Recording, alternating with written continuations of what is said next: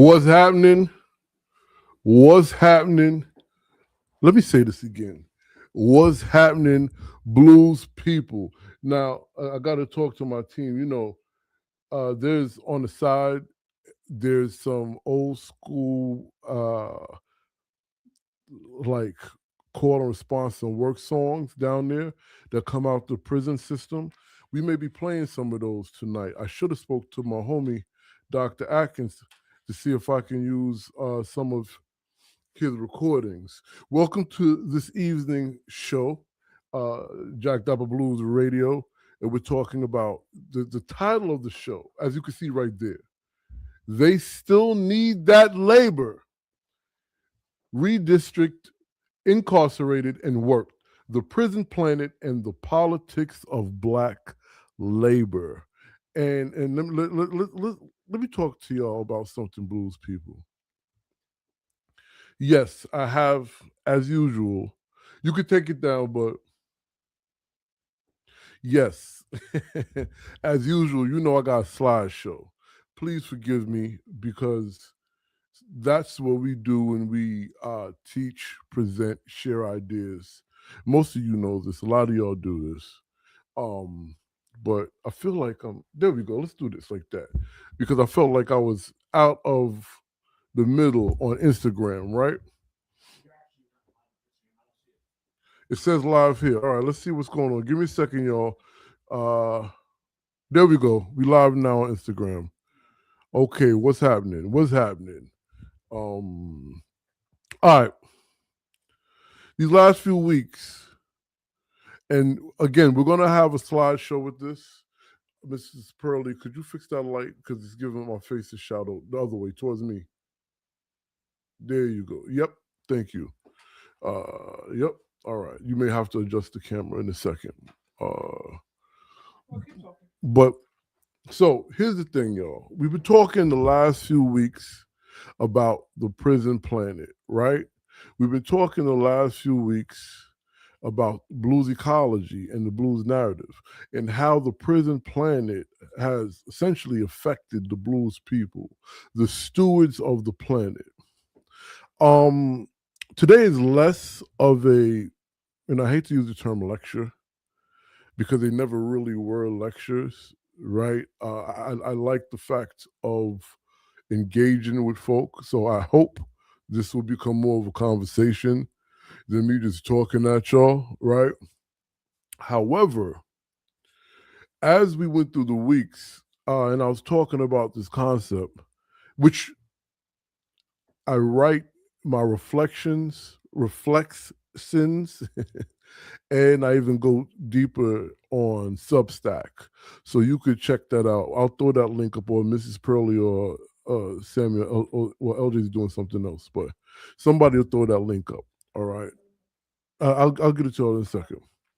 But I want to talk about how these concepts I've been discussing uh, are actually playing out right now.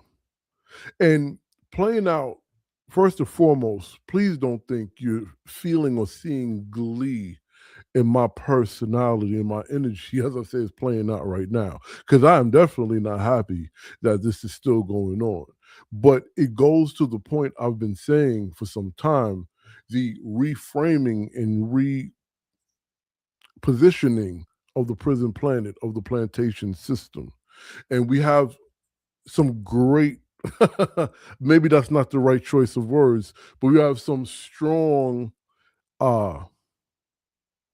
examples. And the music, let's not forget that the music reflects this, right? The music of yesteryear, the early blues, the early field hollers, the early work in prison songs really reflect this exploited labor system that essentially, yes? Okay, I don't know what to say about that. Thank you.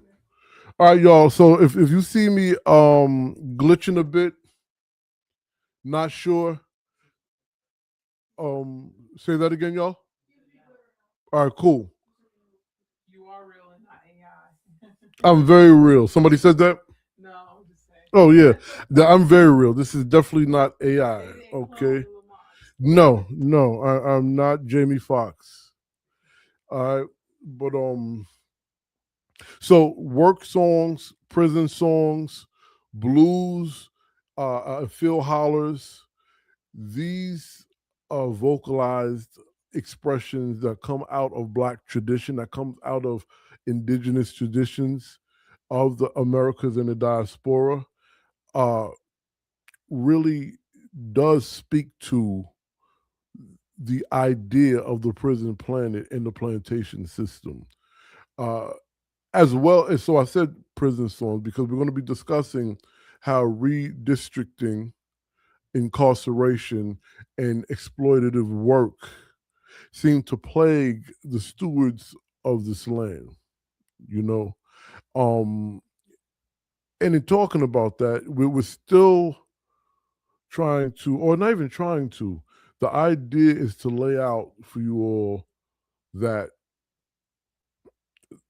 this thing continues to kind of feed off of itself and then uh, uh, give itself a new life in a new way. But I don't really even know if it's a new way, right? I don't even know. Like I want to go to, before we go to the cards, the slides, and I start talking, I want to share something, y'all, because this is kind of ridiculous.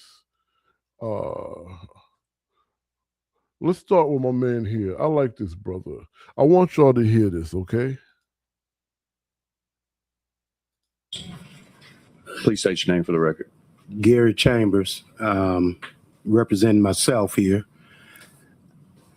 I am not surprised by the things that we see happening in our country today, because this is as true to America as it has always been. I was born in 1985. I'm 40 years old. A lot of times when we talk about this history, we like to go back to the 1960s, the 1800s. But when I was born in 1985, there were no Black members of Congress from Louisiana. I was 6 years old when Bill Jeffers was sworn into office. I was 7 years old when Cleo Fields was sworn into office. I was 9 years old when they took him out of office. I'm 40 today, and you're still taking things from Black people. Anybody who has to cheat to win is a sucker. I'm gonna say it again.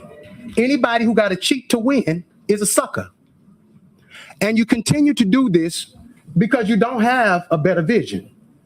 You don't have a better plan. You are your ancestors' children and grandchildren.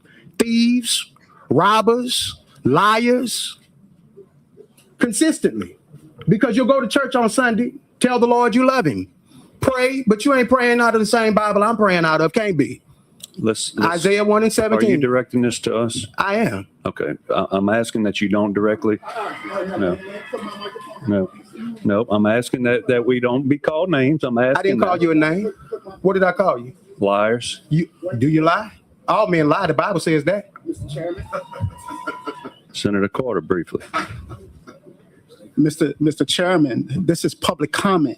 The First Amendment allows freedom of speech and expression 100% without limitation.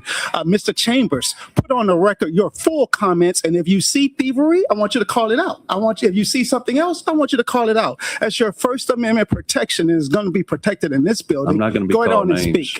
I'm not going to be called names. All right. And what we will do is stay on the four corners of these bills. You know,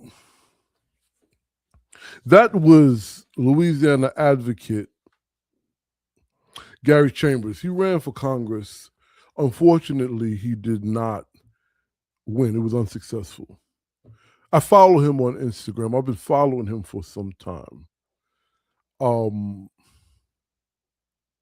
wanted to start there because, we can, going back to thinking about the Delta Regional Authority and Bill Clinton. Prior to Bill Clinton because, if I'm not mistaken, after Bill Clinton, that's when the Democrats. I'm sorry, I'm looking at Mrs. Pearlie as I say this. After Bill Clinton was dethroned, essentially, if I'm not mistaken, whoever's watching with us, whoever's listening, correct me if I'm wrong. After Bill Clinton's dethroning, that's when the Democrats lost control of the House, right? Because if I'm not mistaken, whether they had control of the House or not, the congressmen in the Democratic Party that I guess not functioned in the House was the same men put in office with LBJ. And ironically, as we spoke about within the last couple of weeks, 3 or 4 weeks, Bill Clinton helped to reissue the plantation system of the South.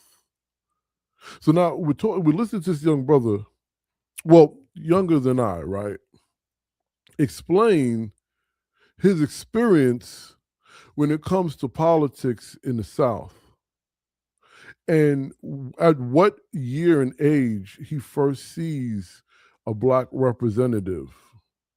So now, just to be clear, bring up the first slide, please. I want to give y'all a piece of information of what he was talking about. Okay? Because that's really a big part of the story. What he was essentially discussing. Okay?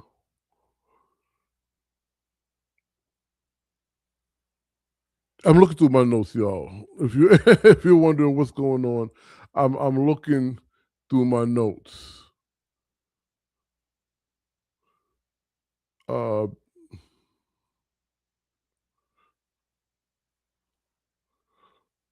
Because what ultimately, okay, so I'm sorry. So the reason why we named this, they still need that labor, redistrict, incarcerated, and work, because that was a congressional hearing on how they are redistricting Louisiana based on voting. So they're essentially moving and removing borders in that state for particular voting purposes. Matter of fact, I think I'm going to read you the definition. You could take that off for a second. I want them to see me.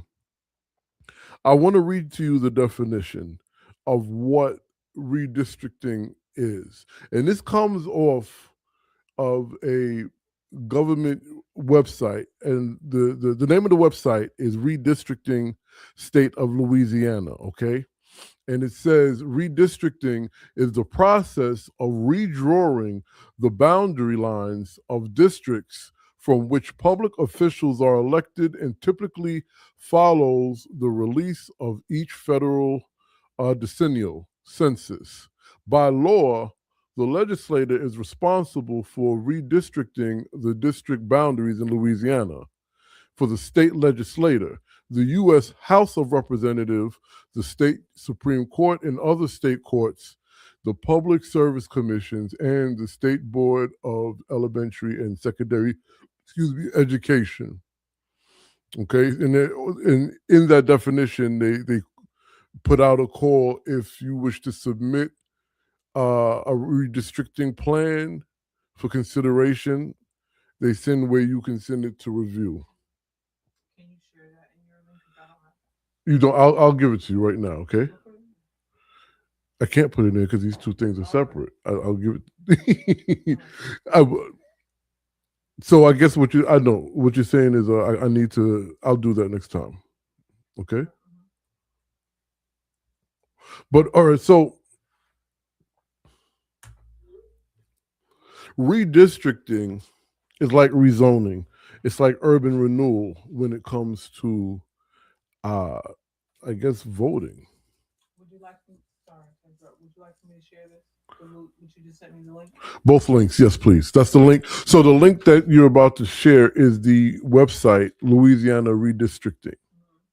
Okay, and it has information, but there's two sides of the information, right? Just like there's two sides of gentrification, there's two sides of redistricting, and the major takeaway of us talking about it is based on how it informs the prison planet ideology and scholarship, how it informs blues ecology and blues narrative, and how songs of old spoke about this in detail.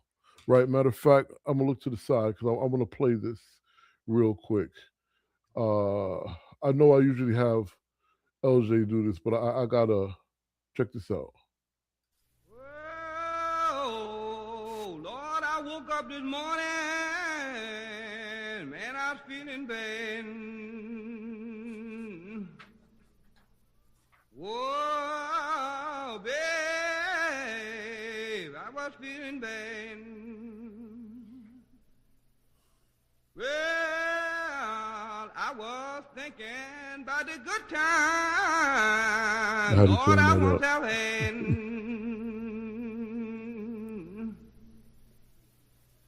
Well, Lord, oh. So I turned it down a little bit because sometimes I like talking over black spirituals, field hollers, work songs, and prison songs, right? Hey, what's happening, Brother Gabriel? What's happening? The family is giving you the peace and love sign, brother. And hey, shout out to young Don. He's been eagerly awaiting this broadcast. What's happening? Hey, what's happening? So I played that because I want to give you a sense and a feel of what we're talking about. Because the plantation was not a place where crops was grown. It was a system built around land, labor, racial control, surveillance, punishment, and profit. Okay? And restricted movement. And in that, we have songs like this that informs us. We also have takes by what I keep forgetting this brother's name, the real person who was 12 years a slave, right? Something north. He was from upstate New York, I think. Right. He essentially was a musician that was kidnapped into slavery, you know. So he his book, his account, which we have his book, and it's really easy to get. I think it's like a cent if you get it digitally and download it, if I'm not mistaken. But he gives us a sense of the landscape and the soundscape of that era that he was in. And the change of landscape and soundscape as well, right? Which is kind of the between slavery and plantation era, more on the slavery, you know. I'm talking about on my Substack. I'm writing it now. I'm sharing some reflections of interviewing Mr. Davis. We every time we go down to Foxfire, we try to catch up with Mr. Davis and his barbecue restaurant where they have hey babe, pass me that right there. It's the orange poster under the handkerchief. The orange poster under the handkerchief. Yep. Thank you. So I will. So at his restaurant, on the land on his restaurant, they have the North Mississippi Hill Country Picnic. Right? He gave this to me the day we interviewed, you know. And so we go there anytime we go to Foxfire, the family and I, we stop at his barbecue joint and get some great food. But I bring him up essentially, and you'll be able to read that as a paid member of my Substack. But I bring him up in that interview up because he was explaining how the plantation ideology and system went on well into the 70s. Like exploited labor really didn't stop until the mid 70s, 1970s, not 1870s. Okay, I'll repeat that. Exploitative labor really didn't stop, and exploitative labor meaning plantation work, cotton picking, and this kind of labor at really what you can consider free labor, you know, and that is kind of what we're going to be discussing. And I have to say this: I don't want to discuss it where I'm just talking at you. I keep saying that. Is anyone chiming in, y'all? All right, y'all got to chime in, because when we talk about redistricting and prison labor and black political power, I'm looking at my notes. If you see my eyes shifting, right? We're not necessarily, well, no, F that. When we're talking about redistricting, prison labor, black political power, and this idea of a prison planet, we are emphatically saying that the plantation complex and the idea of chattel slavery is still in existence. So how is chattel slavery still in existence? Well, when you look at the prison system, and you can see these young boys who kill, what was this guy's name? Fulio, y'all? Julio?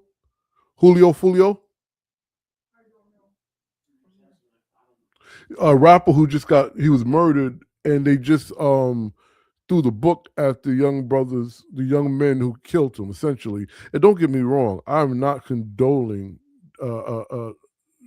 murder, criminal murder. What I am saying is the prosecutor clearly stated these young men are strong and healthy and can work. So there's a slave labor happening in the prison industrial complex. The prison industrial complex is what essentially replaces the plantation complex. Because remember, we spoke that Angola was a plantation before it became a prison. Right? Throw up the second.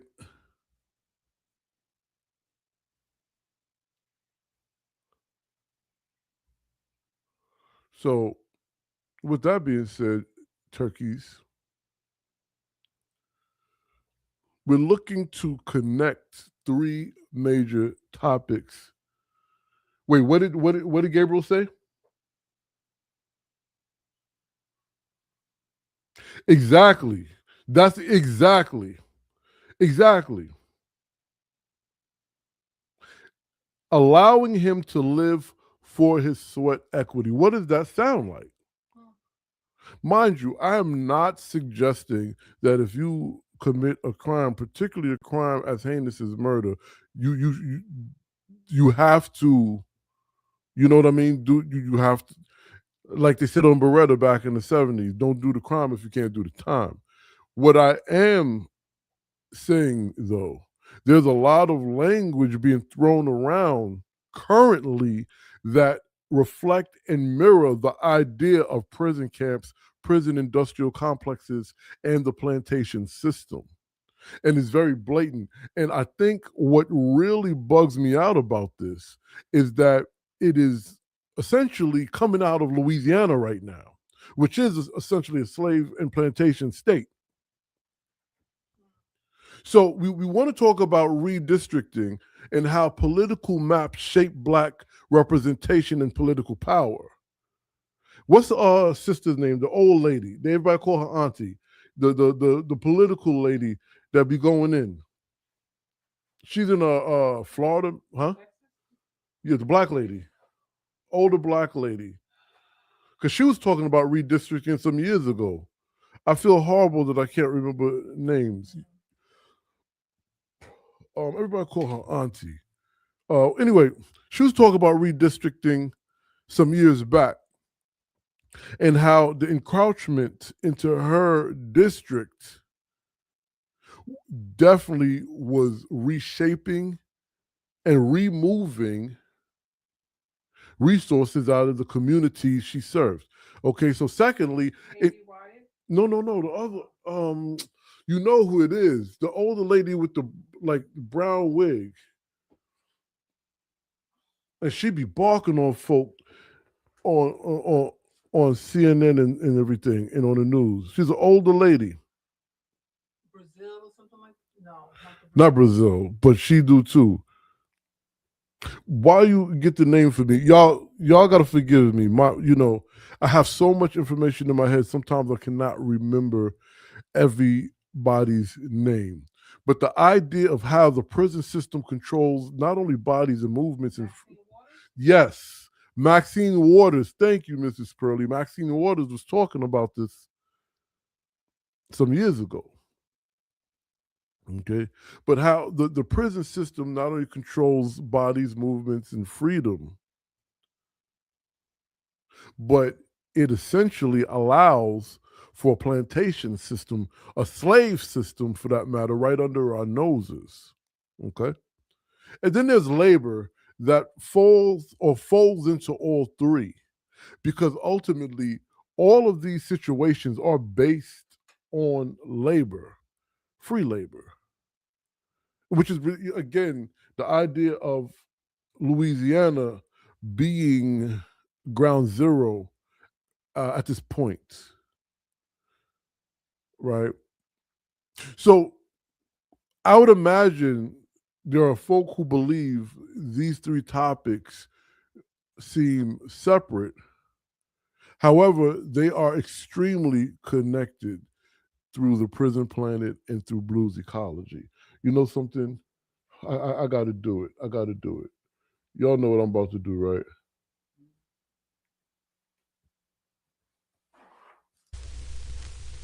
When the roll be called into heaven, I'll answer to my name, brother. When the roll be called into heaven, I'll answer to my name. When I get to heaven, God knows I'm gonna walk. When I get to heaven, God knows I'm gonna talk. I'm gonna argue with the Father. I'm gonna chat with the Son. I'm gonna talk about the world that I just come from. When the roll be called into heaven, I'll answer to my name. I had to do that, y'all. There's no way we can have this conversation without playing those things, right? So these three things are connected, and they're connected through the idea of the prison planet and blues ecology, a history of land, labor, law, punishment, and racial control. Again, the disruption of the stewards of this land. I need y'all to talk to me. Come on, man. I don't want to teach tonight. I want to have a cultural conversation about what we are seeing. Take this down for a second, but are y'all not disturbed by what you're seeing? Or at least if you're not disturbed, what's the good word? Does it not pique an interest? There are multiple, I repeat, multiple communities of people that are being targeted, and the targeting always leads to imprisonment and exploited labor. Some folk, I guess they're being, what is it called when you're removed from the land, right? Exiled. Well, exile is one way to put it. I would not say exile only because, well, in this sense, if we were talking about Black folk, the indigenous folk of the Americas, exile would be the right one. But I'm speaking more of how folk is being picked up and taken out of America, right? I'm speaking about how poor whites are being, and this again reminds me of prior to and during the New Deal, when poor white farmers, poor black farmers were in unison again. Well, let me choose my words correctly. They had the same enemy, which was, I guess you could say, big. I don't want to say the big PH word, but it was more, they were dealing with a big corporation, right? And they were working against or fighting against a big corporation, right? I like that term. Yep. I like that term. And, we're seeing this again.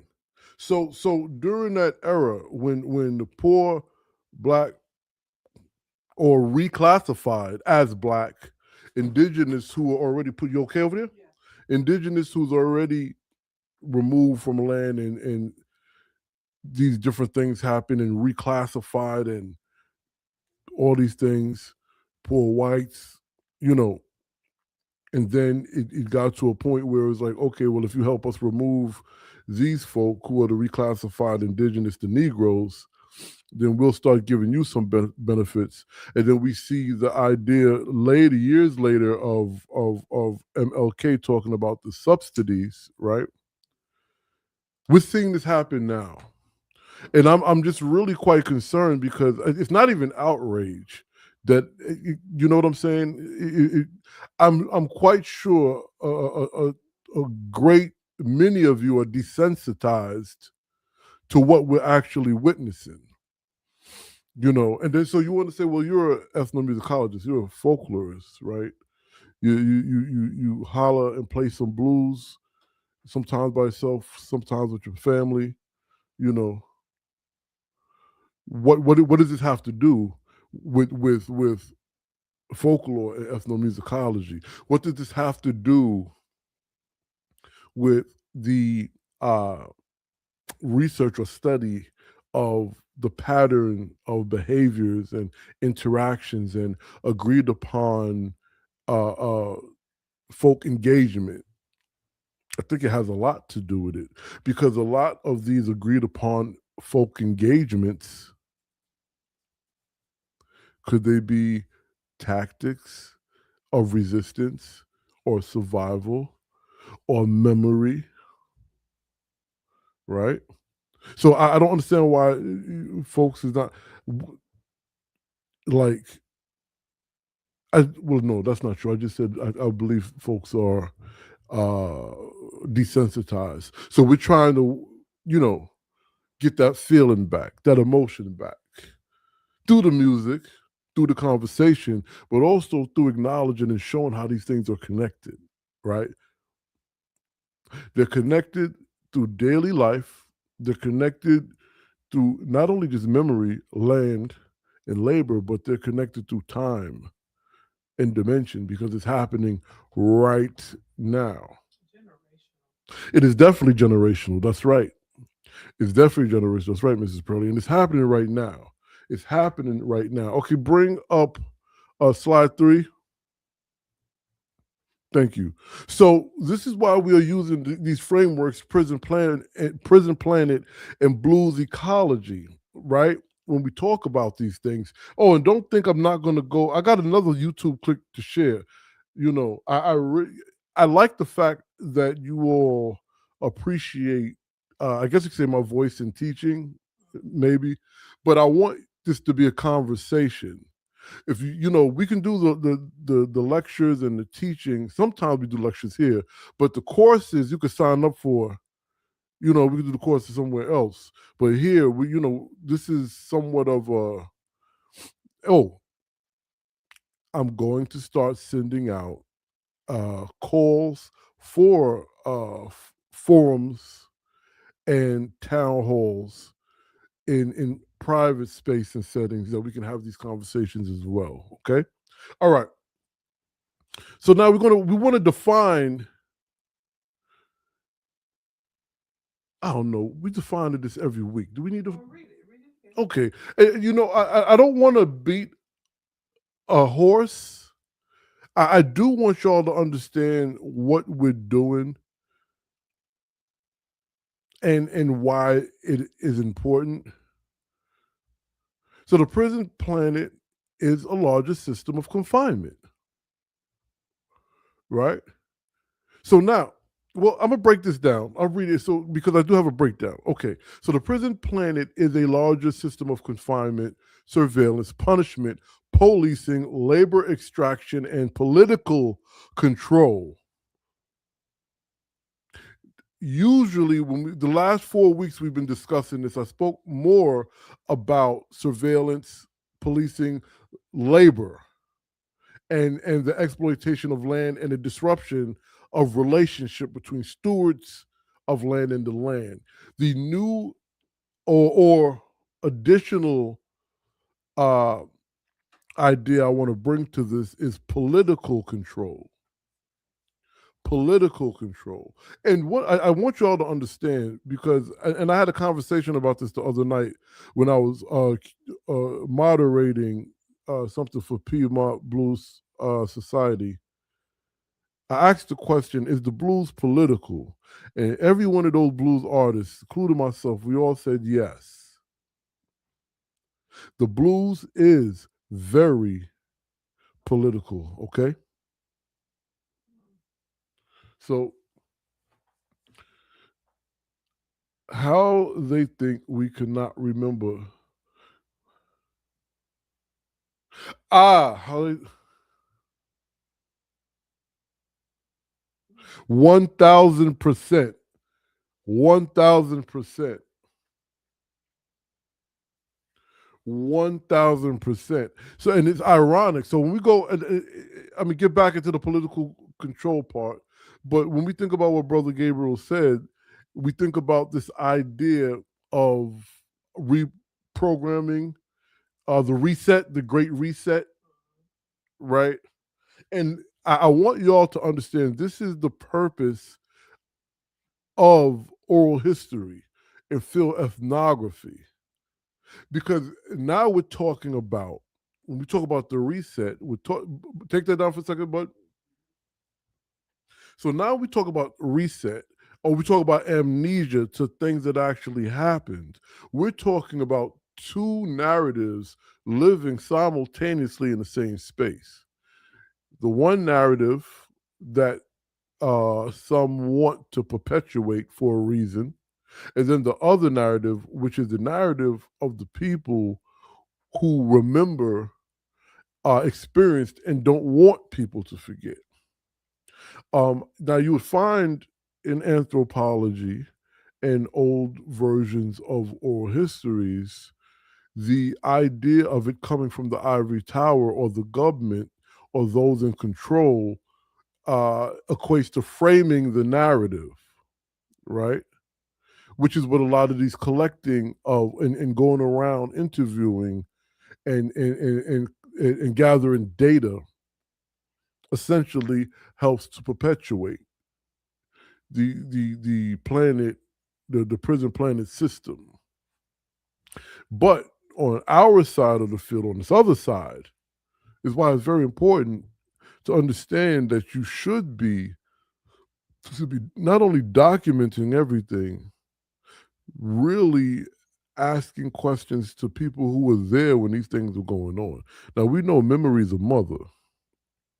Some people, when I say some people, there are groups that have what we can call collective memory. And they all share the same exact story when they're repeating it for some strange reason, right? And what ends up happening is it just takes the right moment and possible open-ended question for them to veer off that collective answer, okay? But I will also beg you to understand that collective memory that is shared, that sometimes is the same idea, story, or experience, may not be far-fetched. You know, what is the term? Fiction is stranger than reality. Fiction is stranger than reality, or reality is stranger than fiction. Right, reality is stranger than fiction. So if you happen to end up speaking with someone about a happenstance, right? Let's use Brother Gabriel's example, the Great Depression. And if you could find someone that was of a good, solid age that remember the experience, ask them some questions, and then you find out 5 or 10 folk give you the same answer. This is telling you something. Now, we talk more about this in Beyond the Romance and all these other courses that we provide. But what I am saying is this is really the purpose of doing this, because there is a reset happening. So, and the crazy thing is, while the reset is happening, they are re-implementing the same plantation prison system right in front of us. And I mean, it doesn't help that some of our people are helping them do it, you know. But we're not going to get into that right now.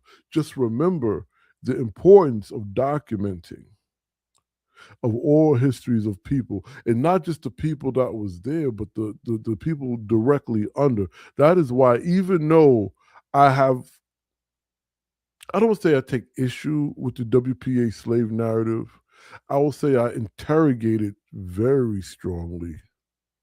And I will say that I take it for what it's worth. I think it's a significant body of information.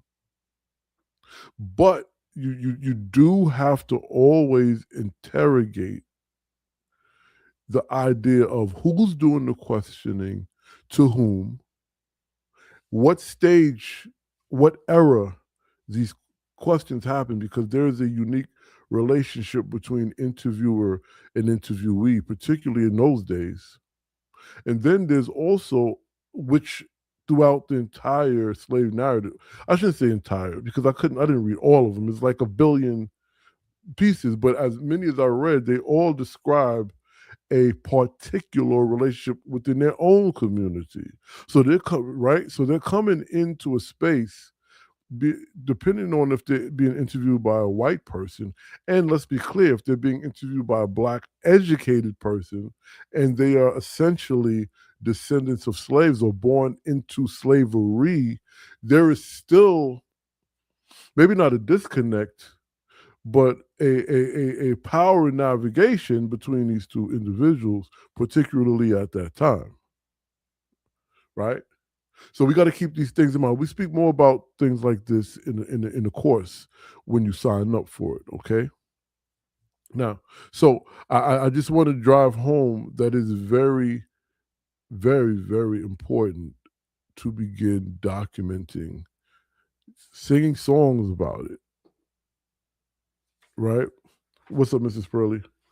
No, tell them they can start documenting with the workbook. Right. Right. Thank you. So you wanted to get the reflexive workbook, but put that up if we have it so they can see it. The reflexive workbook. This is a good workbook to have. And also, you get these workbooks when you're part of our program. Put up the well. This is a great place to start. This gives you the rundown of how to utilize the African American folklorist ecosystem, and it's also part of the toolkit that I've created and the Beyond the Romance of the Phil course. But once you become a paid member of the African American folklorist ecosystem, you automatically get this. But you can also buy it for $30, and follow it at your leisure. You can always reach out and always follow us here. Okay. All right. But bring. It's great to interview your grandparents. Yeah, bring that slide back up. Your elders, because they're the one keeper of the scrolls, whether you know it or not. And they, we have a coded language. Yes, So yes, we could talk about, how to protect yourself outside so you don't get stopped by the cops, type situation. yes, absolutely. So, and you want to dig deeper and start conversations this summer. Yeah, With yeah, your family. yeah. This is the one for it. Absolutely. Well, thank you, Mrs. Pearlie. Put up slide 3. So we're not just talking about confinement in prison. We're talking about another form of confinement. We're talking about voting map can contain political power confinement, or court system can contain possibilities, or labor systems can contain economic freedom, or neighborhood boundary can contain mobility, or prison sentences can contain the body. So now when we're talking about the prison planet, and when we're talking about what's going on in Louisiana right now, specifically, these are the things that we that are being enforced, that we can really sink our teeth into. There's also, I'm looking for this piece with Louisiana verse. Is it Callais? No, that's not what it's called, right?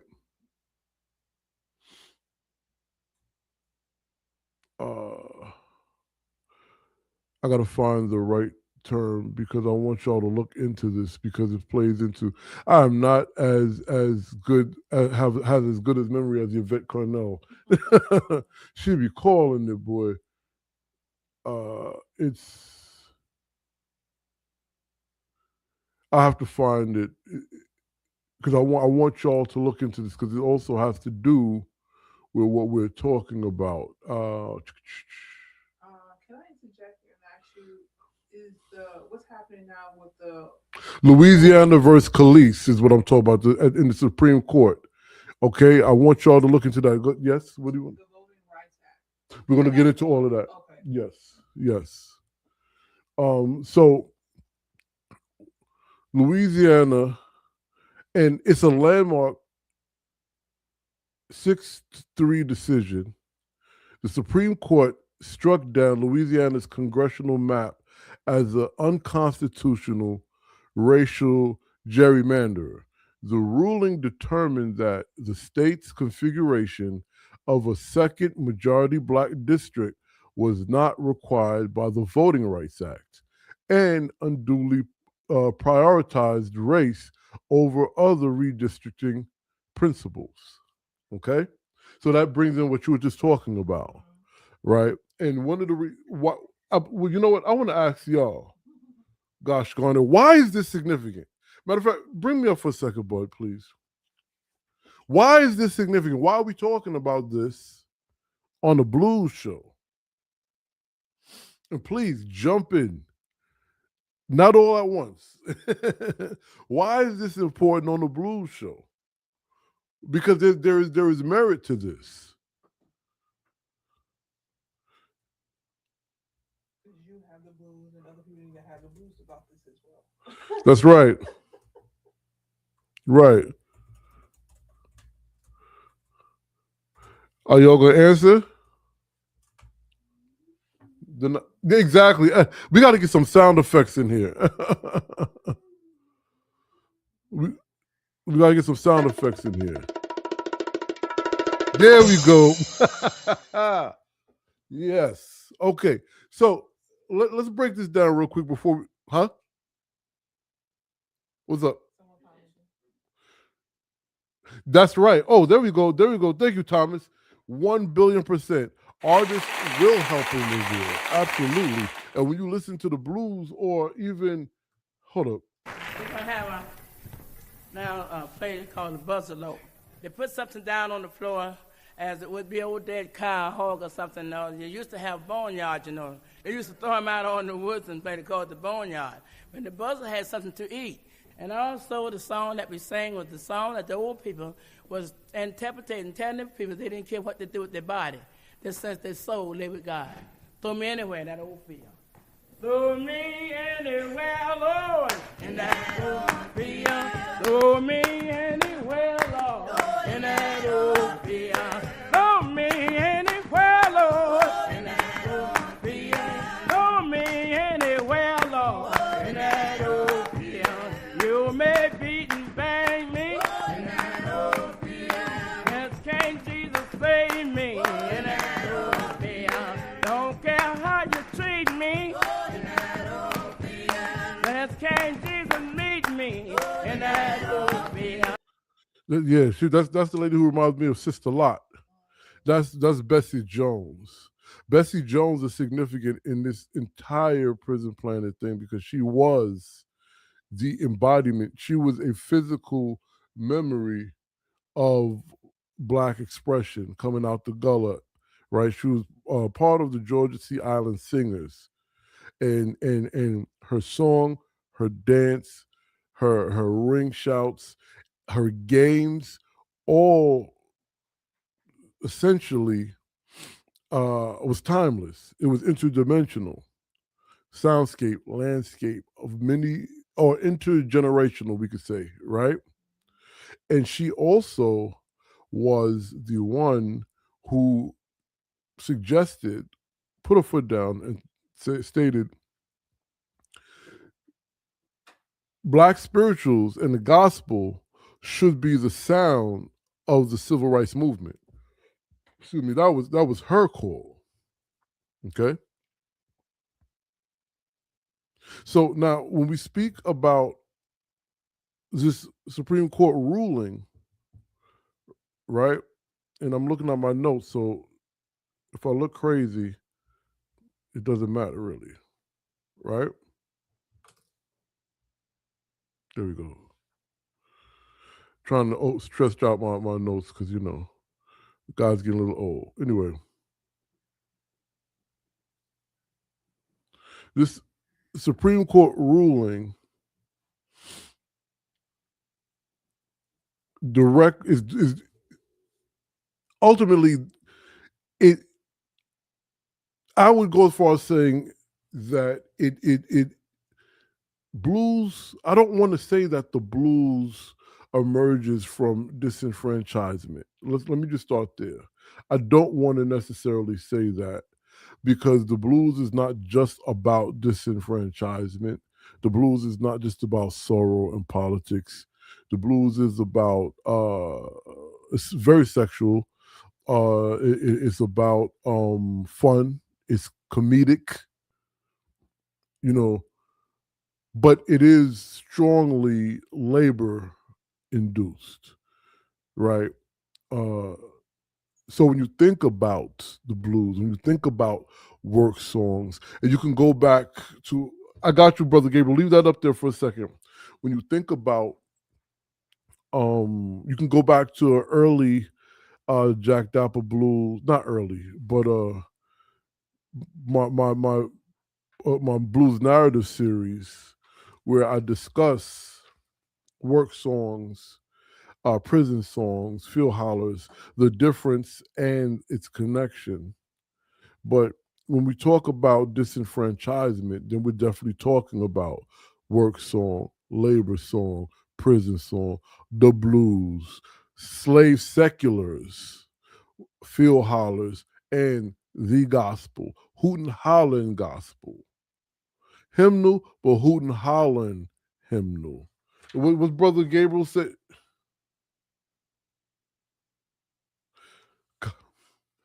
Copy. Miss Bessie Jones is why. God, there we go. Oh yeah, oh yeah, oh yeah. She essentially was. I believe Bessie Jones was a folklorist, and we should do a special program about her being a folklorist.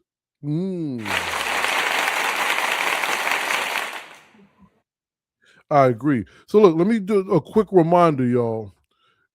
Please subscribe to our YouTube. Join the ecosystem. Your voice is part of the ecosystem, okay? Join me on Substack where I break this down in more detail. Get you either physical copies of the African American folklorists or digital copies of the African American folklorists. You can also get a minimum $50 donation gets you a calendar that helps us, right? And it also raises awareness of great scholars of melanation doing the work that you may not have heard of. And when you find out about them and their work, it might talk to you. It might resonate with you, you know. Some great folk doing great work, you know. So now when we're saying disenfranchisement and work song and stuff like this, I want y'all to understand that even though some folk believe that the blues was born during Reconstruction, we know that's not necessarily true, but the particular blues or the particular moment of shift when the folk legend of the community, the one who didn't let the man, you know, essentially the John Henry, right, becomes the quintessential figure, the idea of speaking for freedom, the idea of also, instead of working in unison, working more isolated, right? These things also kind of bring a landscape and feeling to the blues, right? And so now we're talking about the Delta region, and we're speaking about Louisiana specifically, but Arkansas, Mississippi, Texas, these places, even all the way up to Illinois, these places, Kentucky, these places, Alabama, these places really have suffered behind these regimens. But simultaneously, the blues tells that story over a century, even to today, right? So Louisiana's geography hollers the blues because in the bayous, there's essentially the swamps. So you don't just have swamps in Mississippi, right? All right, we'll get back to that. But I thought that would be something that I should share, considering we're talking and working from a space that is essentially timeless and spaceless. What do I mean by that? We're in the past, in the present, and in the future in the same time. We're talking memory, collective and individual and family and tribal, right? And we're talking now. And what happens now affects what's going to happen in the future. And as Thomas says, the artist will share those stories. All histories will document those stories. But you got to see what's really going on right now. Matter of fact, before I get to that next slide, let's do a quick share. Oh yeah. I like this one. Mrs. Pearlie. So I appreciate the other people that I have up here because I had something that I remembered to say, but that was about 7 hours ago. But just to kind of get to it, I'll try to get through as much as I can. The state of Louisiana in 2025 deported multiple children, one of whom was born in New Orleans and had brain cancer. Donald Trump got the pro-life, Bible-thumping Republican Party to say, yes, we want more of that. As a matter of fact, send Gregory Bovino down here to harass more people.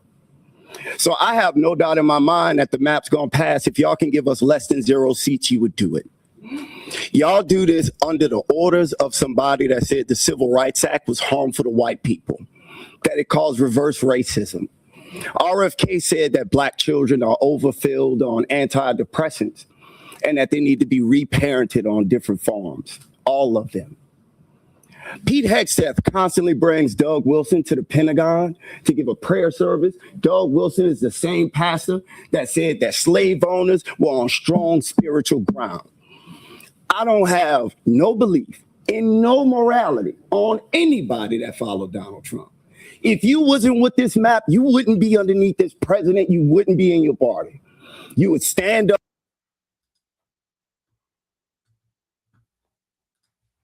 All right, so we're not necessarily a political show, but that doesn't mean politics is not part of it. Politics is an essential part of this.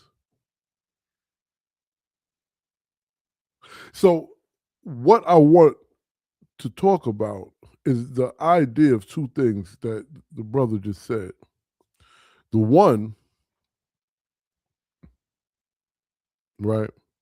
The one, the idea that us documenting and teaching how to document, us learning about Black, Indigenous, African American, whatever you want to call it, is harmful to white people. So essentially, and I think about the book, The Half Has Never Been Told, which talks about intercontinental, domestic, if you will, slave industries. And in the conversation, or in the book, the discourse of the book, one of the main points is there were white folk that didn't want to see what they were essentially benefiting from. Now, there's a documentary that's floating around that come out of the 50s. I think it was a PBS or a CBS documentary, and it was during the time they were talking about what is the Rockefeller set it up. The Board of Education was going around interviewing white families. You know, Mrs. Pearlie, see if you could pull this up and send it to me if you could find it. The Board of Education, somebody was going around interviewing white families in the 50s about the Board of Education and should they teach American history in truth, in its honesty. So let's set this up again. I have to say it again. This guy is white man, journalist, perhaps, maybe 54, going around interviewing white families, white folk, about Board of Ed decisions in how they want to teach American history. And this is very, very pivotal to what we're talking about today, as all these terminologies that don't even really reflect what some call Black American, Indigenous American, African American, whatever you call us, it doesn't really reflect us. Other people are really benefiting from it, right? I'm only coming across Brown versus Board of Ed. Okay, hold on one second. Thank you. I just didn't want to forget my thought. All right. I'll figure, so essentially, with the not being able to use certain terms, the removal of certain programs in university is a reflection of this time in the 50s when this guy was going around asking white families about teaching American history, and should we teach the truth about American history? The truth meaning how Blacks, how Indigenous people were treated on this land. And I remember it like yesterday. The white woman goes, "We don't need to know that. We don't want to know that. Why can't we just teach this? I don't think you should teach that." So again, there's this throughway of brushing under the table the disruption of the stewards of the planet for the prison planet to function, and then going back to thinking about the book The Half Has Never Been Told, when global slavery was demolished, but intercontinental domestic slavery and slave states and coming in through Louisiana on a sneak tip between Cuba and Haiti and the Caribbean. Those, and it's documented in the book. The white folk didn't want to know about it. What do you have there, Mrs. Pearlie? Studs Turkle. Studs, say what? That's his name, Studs Turkle. Okay. These are a couple of names that they coming up. Alex Haley. Alex Haley, no. Yeah, I hear you. I hear you. Walter White. It could be Walter White. He's a pastor, and he interviewed a lot of people and talked families and officials about lynching and racial violence. Okay, no. What you want to find is in the 1950s, interviewing white families about teaching American history. Okay, interviewing white families about teaching slavery, teaching about slavery in the 50s. Okay, that might be more specific. Okay, you're 1,000% correct. You're 1,000% correct. There is nothing more stubborn. And you got to understand something. White, black, these colors are constructs, right? Placed on us, right? So I do believe the okay, hold on. If the support for Firm in 1830 was the same as, there you have it, 1,000%. What'd you find?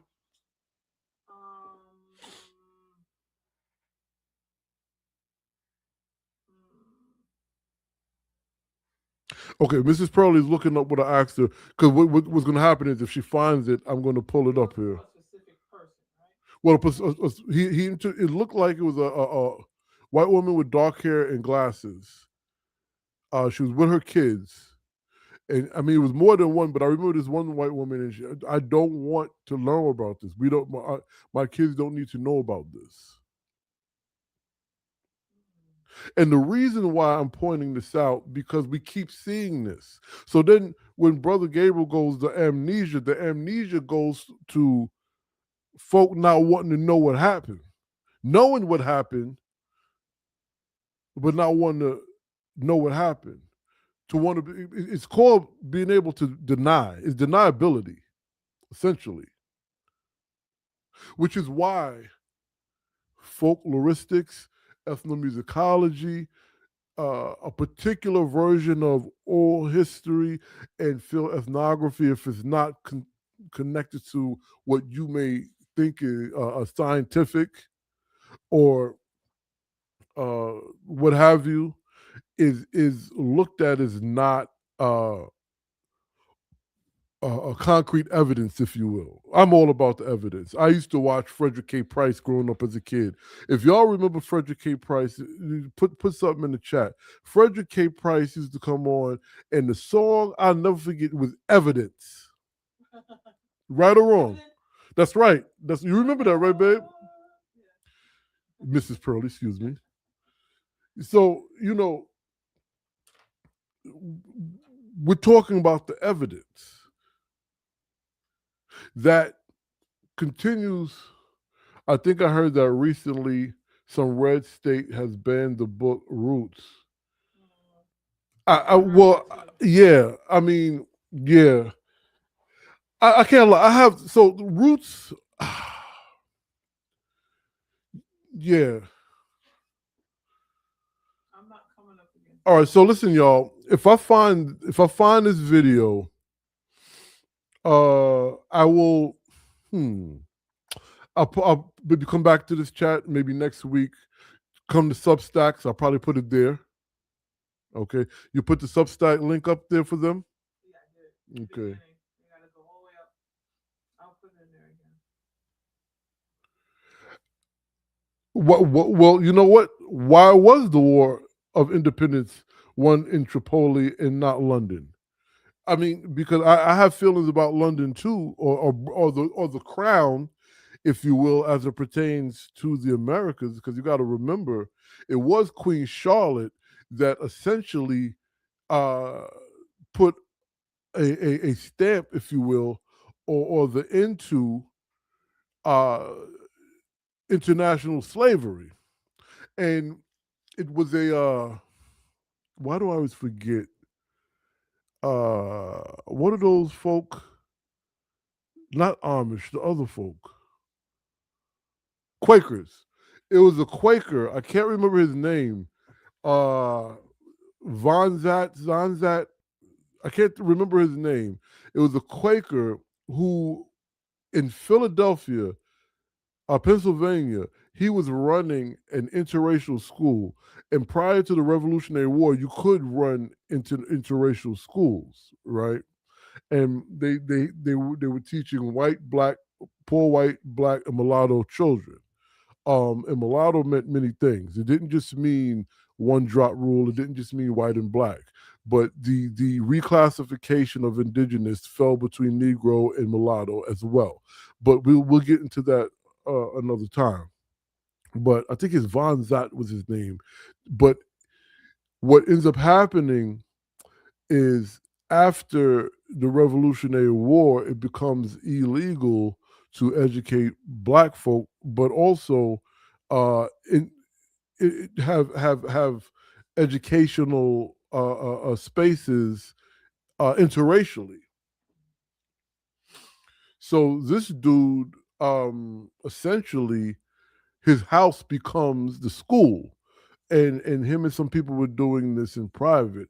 And you don't have to, but I will share with you that the Quakers worked in unison with the Underground Railroad and other different factions of folk that was really looking to liberate the prisoners or the servants and things of this nature.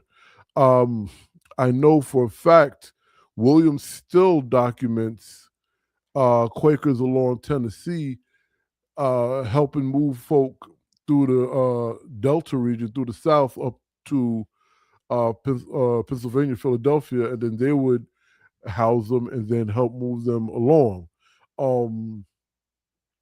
If my memory serves me correct, Elijah Cox's parents went along the Tennessee and Kentucky border and through Memphis and then up the Mississippi to Michigan. They go over to Canada and come back to Michigan.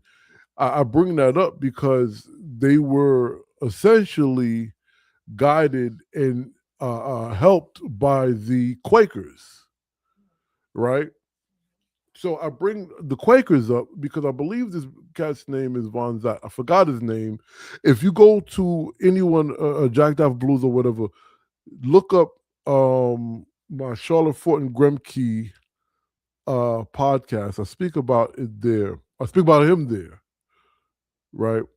And W.E.B. Du Bois spoke about these Quakers in Pennsylvania. If I'm not, is it him or no? I think it was him. But anyway, so this Quaker guy writes a letter to Queen Charlotte about what's going on, essentially asking her to put a stop to the madness. You know, I'm not going to say the two of them in isolated fashion put an end to international slavery, but they are part of the mechanism that did, right? And so why are we talking about this? Somebody just mentioned London. I don't know why. Tripoli and London, I don't know why they mentioned that. But the crown plays a great part in what's happened during the Revolutionary War through the Civil War. And I'd go as far as saying we as indigenous folk that being reclassified was betrayed. Because if you look at what happens, they're all, everyone says, as long as I'm not them, who is them? So this starts from, ultimately, I believe what happened was it was like, well, you give us the benefits and I'll give them up. And we see this keep happening over and over again from this time. Right? Okay, where we at? What you say, buddy? Okay. Any questions? Y'all, you know what? I love the dialogue, and not just questions, statements. I saw some great statements. Any suggestions on topics they would like to talk about? Sure. You can always email me or DM me topics, culturally relevant topics that has to do with blues narrative, blues ecology, prison planet, ties into folklore, ethnomusicology, and documentation.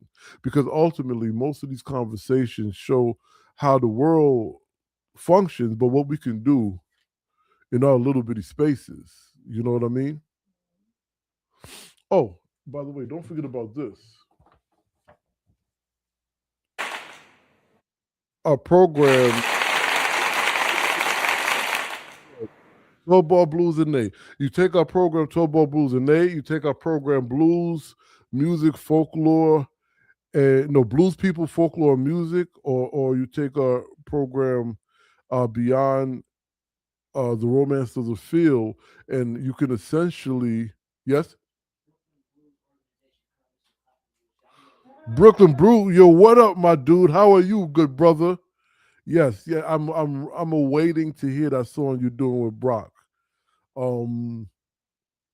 Essentially, if you participate in any one of these courses or workshops, you have the particularly courses, but you possibly we may work it out for the workshops as well. You have the possibility or the ability to participate in our upcoming Porter Parish Granger Blues Festival. We have we have 2 locations. So you know what? I'll tell you the first location in a minute. I cannot drop that. It's a surprise. I'm so excited to work with these folk, but I will tell you that we will be culminating, right? The actual concert will be at the Capitol again, the Capitol Theater in Bowling Green, Kentucky. We had a great time, a great turnout for the first year. My man, John Tavius Willis, great bluesman, great brother. He when at the end of it, everybody's clapping and we were standing there taking pictures, and he leans over, hey, yo, Mr. Pearly, it was a pretty good turnout for a first year.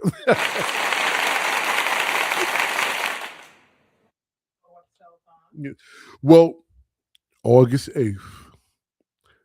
And you know the irony of what we're talking about. Do y'all know what August 8th is? I'm going to ask one more time. I'm going to give y'all a couple of minutes to answer. What is August 8th? What is the significance of that date? I like the drums. You know why I like the drums better? Because they remind me of Amiri Baraka blues people. Amiri Baraka. All right, so yes. August 8th is actually second legitimate what people called Juneteenth, right? It is I want to say the first, but it's really the second because the first happened in January. Then August 8th, and what makes August 8th significant? The first two, but August 8th, for what we're talking about, is because the people, not the government, not the colony, not those that assimilated, but the people said we need to designate a date to celebrate what we did. You know, I come across a video. I never want to talk bad about our cousins in the diaspora, but I just don't understand why people continue to try to downplay Black Americans. You know, that was a big thing back in the day. It kind of changed because the idea of reparations. And then so now it's like, well, we're all together, brother. When before it was like you're just a lazy Black American, and that's just being nice. But I came across a video, and you know, our essentially our relatives, if you will, of the diaspora was asked why do we think we're better than Black Americans? And the young brother's response was because we've overcome. They didn't have anything to overcome. They never overcame nothing. You see what we did. You see what we did. And it's like, right. And it's hurtful, you know, but at the same token, it's ludicrous. Because, you know, when I talk about the plantation complex, when I talk about the prison planet, yes, I have focused on the Caribbean. Definitely, particularly for a seminar I took, and it gave me some insight, a lot of insight. But I happen to know the gate of everything starts here. Okay, global culture, global music, global style starts here. And it's like more importantly, because I don't want to cherry pick. I don't want to even get into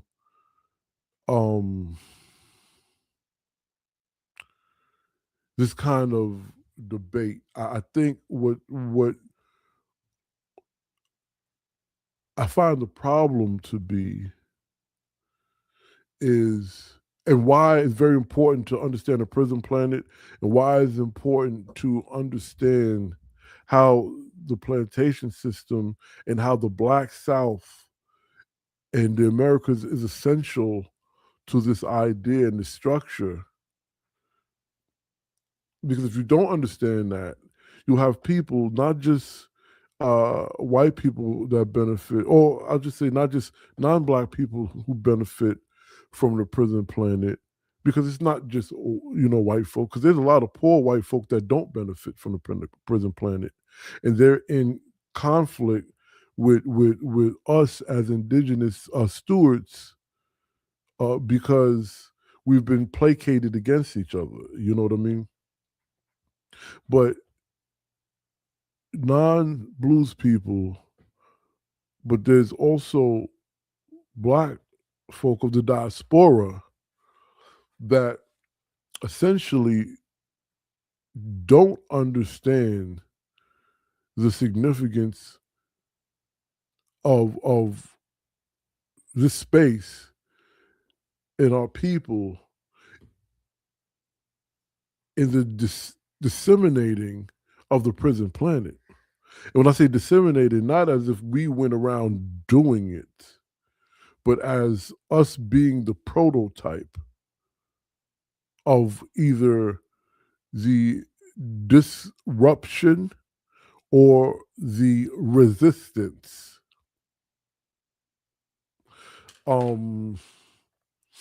what's my man's name? Lumemwe? I can't think of his name right now. We'll talk about that another time. Because I'll give you guys, and you can remind me, I'll give you guys a list of international diasporic relatives, you can say, from the Caribbean, from Africa, from South Asia that are, heavily melanated, but they came here to get their strategies from us, so they had us go there, And I mean, it's just what it is. It's just what it is. And this is the place for this dialogue. The African American folklorist is also the place, not only for the dialogue, but for you to engage, interview, and share your findings there as a resource in the archive. Because essentially, we're not looking to pit anyone against each other. We're looking to bring everything together so we can have not just a body of archive, but an understanding. Right?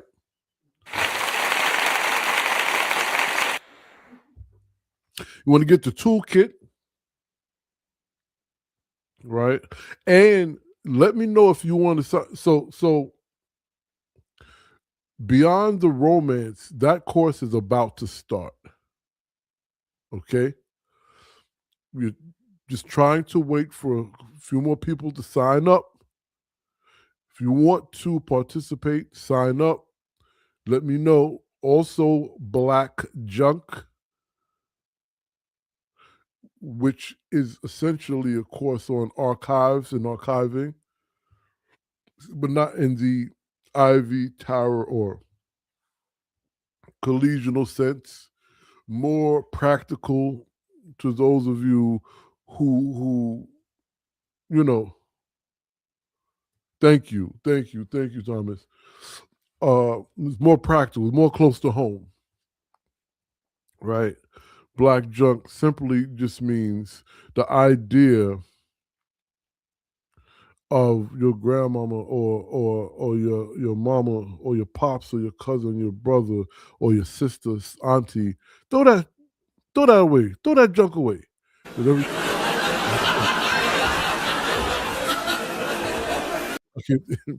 Everything to Black folk is junk, right?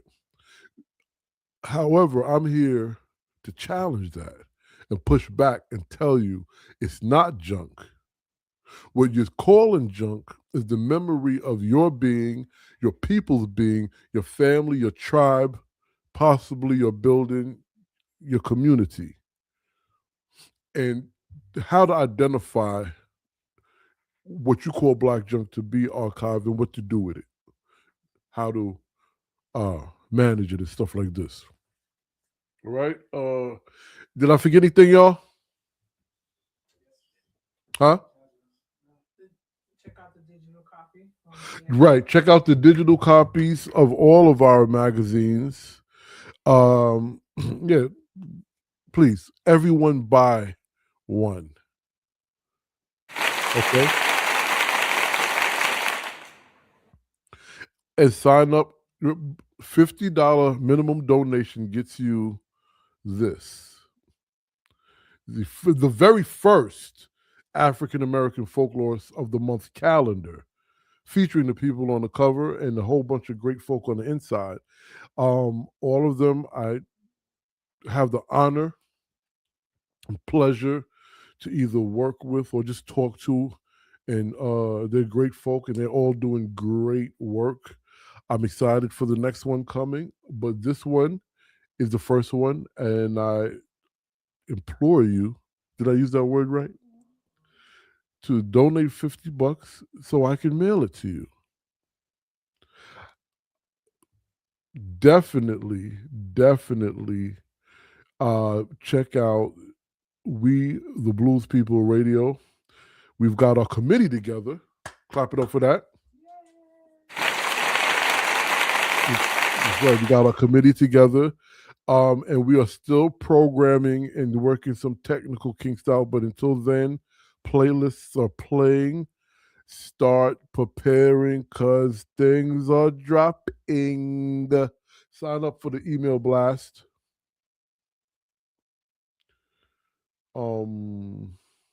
Yeah, and make sure. So check out our Substacks, where essentially all of this is going to live, including the Reflexive podcast. All right, we're going to talk about that next week. But for those of you who are already, thank you, man. We appreciate you. Those of you who are already tapped in, we I appreciate you because first and foremost, having all this information, and I'm just so happy that the Pearlies are my family's part of this because we talk about this all day every day. We get to talk to y'all about it. But having all this information and being able to disseminate it, I really ask you all to, if you want to help me, right? If you're saying, so I like what this brother's doing, I like what this cat's doing, how can I help me, particularly not just the platforms, right? Not just how can I get word out about the African American Folklorist magazine or ecosystem or Jack Dappa Blues Radio or Jack Dappa Blues Heritage Preservation Foundation. If your question is, how can I help you, brother, because I like what you're doing, become a paid subscriber to my Substack. Because from this point on, that's where you're going to get the inner working. You want to help me personally? Become a paid member of my Substack. Okay? Are you looking for volunteers for the telethon? I'm definitely. So we got a great volunteer, so our sister Brown Native, and we're always looking for volunteers for the upcoming telethon, which is on August 8th. The telethon for our Porter Parish Granger Festival is August 8th. August 8th being the emancipation or the Juneteenth, if you will, of the Kentucky, Tennessee area. You thought I forgot. See? Why is that important? Because it wasn't designated by a president placating the black folk. It was created by the people of that region who said, yo, we did something that we need to celebrate about. Paducah has a great celebration every year. You know who else? Russellville, both in Kentucky. So on August 8th, we're going to do a telethon. You heard it here first. This is the first time we're announcing it publicly. Here first, August 8th, we are doing a telethon to raise funds for the Porter Parish Granger Blues Festival of Bowling Green. And that blues festival features and highlights piano blues, jump blues, classic blues, Delta blues. Porter Parish Granger was a pianist. He was a musical director for a Zora Neale Hurston play that ran in Chicago. He worked with Mamie Smith, actually, Jailhouse Blues. You can find that on YouTube. He worked with Fat Waller, Bessie Smith. I mean, he has a long catalog of music, and he had a publishing company. So what does this have to do with Bowling Green? Well, he essentially, until I believe about 16, grew up in the Southern Queen. Southern Queen is very instrumental because, one, it was a green stop house. It was a boarding house. And it also fed kids in the community. And then the folk in there, a lot of them were Fisk graduates, masters and PhD, black folk, and they educated the community, fed the community. And in that house grows Porter Parish Granger, who could easily be considered one of the premier contributors to early blues as we know it. You know what I'm saying? So, with that being said, make sure you mark that date. And again, if you want to help me become a paid member of my Substack, and I'm not asking you to help the platform, meaning African American Folklore or Jack Dappa Blues or We the Blues People Radio. I'm asking you to participate, because that's what this is about. Communal participation, baby. That's what it's about. You know, the last time I just said that's what it's about, I felt like Dick Gregory. Molly, you make me laugh. All right, good folk. So, I don't even know. I don't know. We did not get through all of it.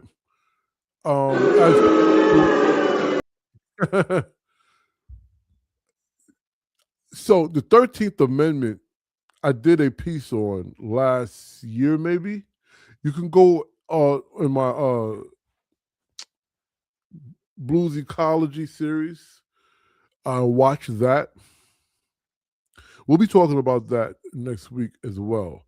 But remember, actually, no. Next week, we're not going to be live, because next week we're going to be performing at the Exit 53 Blues Festival next weekend. Yes. So the following week we'll be back. All right. Yeah. So reach out, keep documenting, keep playing, keep singing, keep loving one another, right? Keep praying and take action, right? Faith without works is dead. Don't ever forget that. Faith without works is dead. Y'all have a blessed week. Think about something, take action, make sure you check on your people. All right?